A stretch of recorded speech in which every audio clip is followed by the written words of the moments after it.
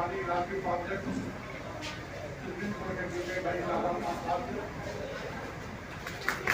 हमारे बीच में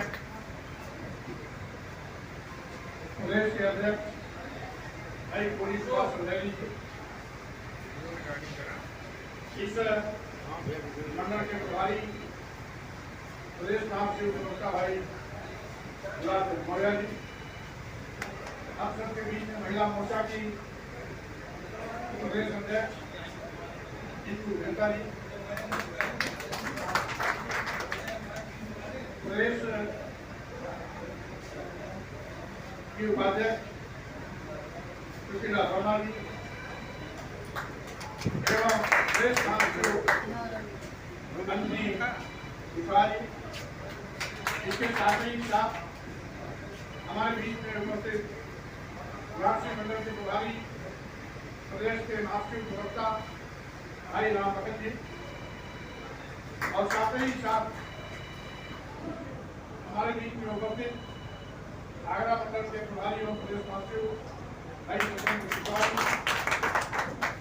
साथ में चल रहे सभी प्रदेश के सरकारी साथियों, जिला अध्यक्ष सहित चंदौली के सभी समान साथियों, जैसा कि हमारे संचालक महोदय ने कहा कि तूफानी दौरा है, यानी दिन भर में ही चंदौली के कई केंद्रों को जाना है। इस यात्रा का मकसद आप जानते हैं,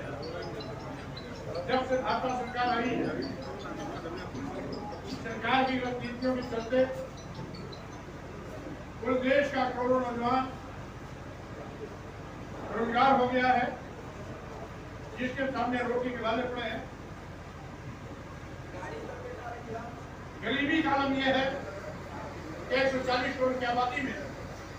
80 करोड़ लोगों की जिंदगी 5 किलो 10 किलो चावल पे आ सक रही है। महंगाई आसमान पर है,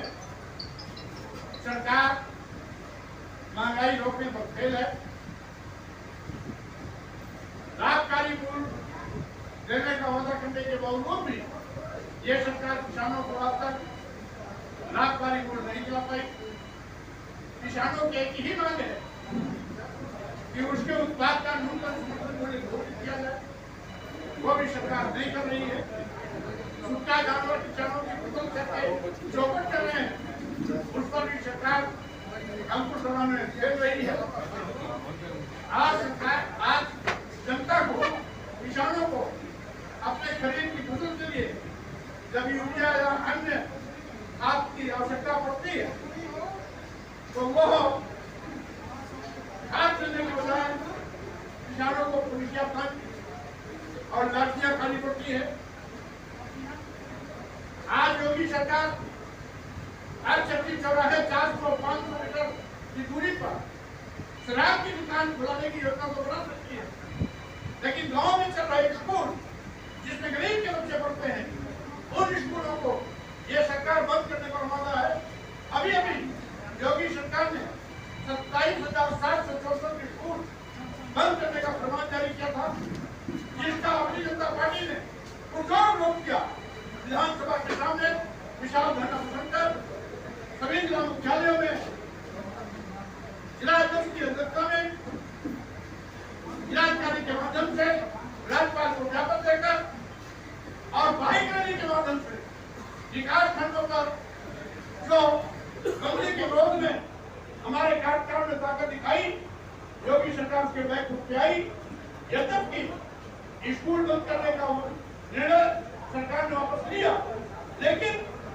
इससे सरकार की नीयत साफ जाहिर हो गई है कि वो शराब बुलाने की ये महत्व देती है,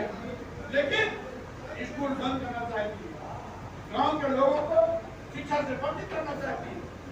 जबकि राइट टू हेल्थ एजुकेशन के मुताबिक, राइट टू हेल्थ के मुताबिक 6 से 14 साल के बच्चों को निःशुल्क अनिवार्य शिक्षा दिया जाना सरकार की पहली जिम्मेदारी है, लेकिन सरकार अपनी जिम्मेदारी से भाग रही है। यही नहीं साथियों, आज पूर्व उत्तर प्रदेश में कानून व्यवस्था चौपट हो गई, प्रदेश के विभाग में किया गुंडे माफिया अपराधी सत्ता के गलियारे में चहलकदमी करते नजर आते हैं। यहाँ तक कि उत्तर प्रदेश में कोई ऐसा दिन नहीं जाता जब 2-4 दलित आदिवासी पिछड़े समाज के लोगों की हत्या न होती हो। रोजाना गाजर गोली की तरह दलित आदिवासी पिछड़े समाज के नौजवान काटे जा रहे हैं, मारे जा रहे हैं, क्या बलात्कार की शिकार बनाई जा रही। यही नहीं,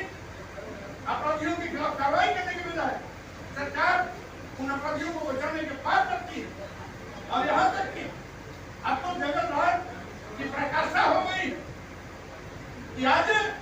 संविधान की कसम खाने वाले लोग संवैधानिक पदों पर बैठकर संविधान की धज्जियां उड़ाने पर हमारा अनुसूचित जात, अनुसूचित जनजाति पिछड़े वर्गों को जो संविधान में आरक्षण मिला हुआ उसको शून्य निष्प्रभावी कर दिया गया। आज जिस काश्मीर की स्थिति आरक्षण मिला था 3-4 गिनती में उसको रोक दिया जाता। जिस आरक्षण की व्यवस्था है उसको 0.2, 0.5, 0.7 लाके रोक दिया जाता है। 27% आरक्षण पाने वाले पिछड़ों को 7-8 गिनती में लाके रोक दिया जाता है। इस तरीके से निर्माण किया जा रहा है। और यही नहीं, आज आपके हाथों में डकैती डाली जा रही है। माननीय प्रधानमंत्री जी जो कभी कहते थे कि चाय बेचने वाला देश का प्रधानमंत्री बनेगा, आपके सम्मान की हिफाजत करेगा, लेकिन चाय बेचने वाला आज देश बेचना शुरू कर दिया है। आप जानते हैं जब से मोदी जी प्रधानमंत्री बने देश के सभी बंदरगाह, एयरपोर्ट, एयर इंडिया, बहुचरण रेलवे स्टेशन, कई दल में यहाँ तक कि LIC किसी को सकता अदानी अंबानी जैसे बड़े बड़े पैलिसाओं के हाथों में दे दिया गया, गाड़ियों के भाव दे दिया गया। आखिर चुनी हुई सरकारों की जिम्मेदारी जनता की जवाबदेही देना होता है, लेकिन जनता की जवाबदेही से पराई करने वाली भारत सरकार आज अदानी और अंबानी की जवाबदेही कर रहा है, उनकी दूरी हो रहा है, देश को लूट कर खोखला कर रहे हैं। और देश को बारी बारी से अदानी अंबानी जैसे कुछ चंद धनीशाहों के हाथों में गिरोही रख रहे हैं। इससे आप सबको सावधान करने आया। यह हमारी संविधान सम्मान निर्णय का रहता सामाजिक परिवर्तन के महानायक मानव काशीराम जी के जन्मदिन 15 मार्च 2025 को उत्तर प्रदेश की राजधानी स्थित भारतीय संविधान निर्माता बाबा साहब डॉक्टर भीमराव अम्बेडकर सामाजिक परिवर्तन का सबसे प्रारंभ हुई, जिसमें 5 चरणों में 35 जिले अब तक पूरी कर चुकी है। और 6वें चरण में आपके वाराणसी और आजमगढ़ मंडल के 7 जिलों का दौरा ये प्रारंभ किया गया,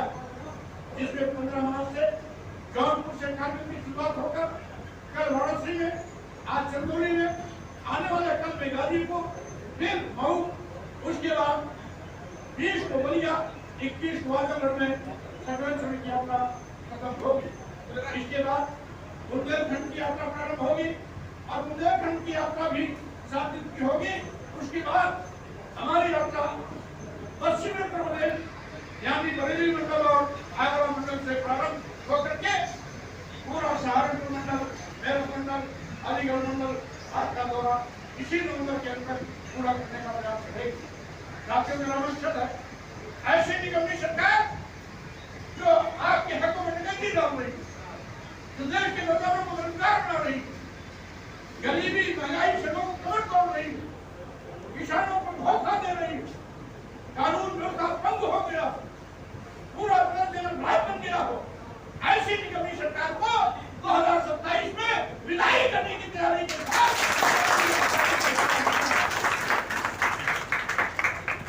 आप इसी बुलंद हौसले के साथ अगर हमारा साथ देते रहेंगे तो विश्वास के साथ कहना चाहता हूँ 2007 में सत्ता सरकार की चाबी आपके हाथों में और ऐसे निकलते लोग जो धर्म की दुहाई देते, जाति के नाम पर भेदभाव कर, धर्म के नाम पर समाज को बांटने का पाप कर रहे हैं, ऐसे लोगों को बाहर का रास्ता दिखाया जाएगा। इन्हीं शब्दों के साथ मैं अपेक्षा करता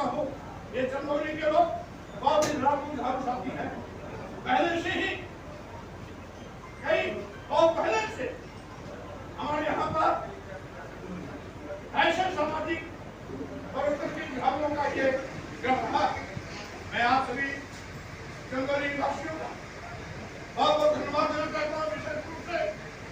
आज यहाँ पर हमारे बीच में उपस्थित है सम्मानित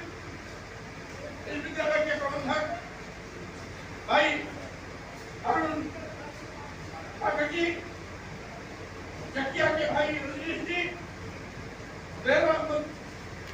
मधुपुर के भाई प्रकाश कुशवाहा जी, साथ ही साथ भाई देवीचरण जी, सुरेश जी, आदित्य मौर्य जी, निरंजन कुशवाहा जी, शिव नारायण जी, विजय मौर्य जी,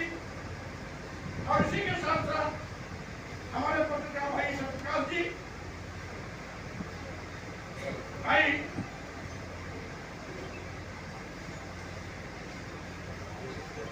इसके साथ साथियों, मैं सभी को